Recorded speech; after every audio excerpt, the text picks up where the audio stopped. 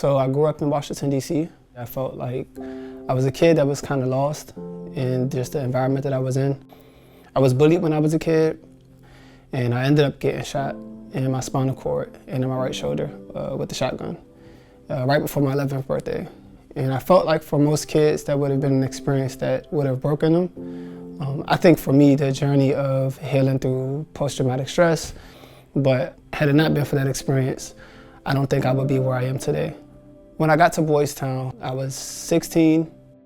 I had never been in a group home before. I was very nervous. I come up to this Harry Potter looking house. My social worker takes me out the car. We walk up, we go inside, and I'm greeted with just love. I was a kid that grew up in a pretty broken environment. I did not have a mom, I did not have a dad that was consistently there. And that was the first time I ever saw a family couple. That was the first time I ever ate dinner at a table. And it felt like love. Boys Town and the family home was just a place where I just felt like I flourished. It was a home that my family teachers, who are now my godparents, have not only taught me just how to become a young man and transition into adulthood, but they taught me about God, and I developed a good relationship in church. I called them godparents because I felt that they were the parents that connected me to God.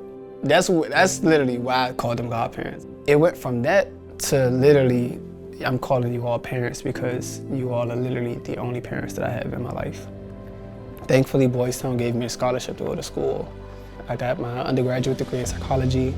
I graduated with my master's, and I just felt like I wanted to branch out. And I want to be in a position where I can impact the foster care system. I prayed, I wrote that vision, and I just looked up Boys Town, New Orleans. And I applied for a job, and I ended up interviewing for the director position of the community support director. And about a day later, I got a phone call saying I got the job. I really think that my position on this earth is to really be a servant. And I think that what Boys Town taught me is that I had to go through what I had to go through because there's some youth out there that they aren't having the support. They are silent. They're not able to advocate. They're going under the radar. No one's really, paying attention to them. And I feel like my job is to be an advocate. I take pride in being able to stand and say, I've been through this. Your experience is different than mine, but let's figure out how we can make the system better together. As a successful alum, I wouldn't have come back to Boys Town if I didn't believe in the mission.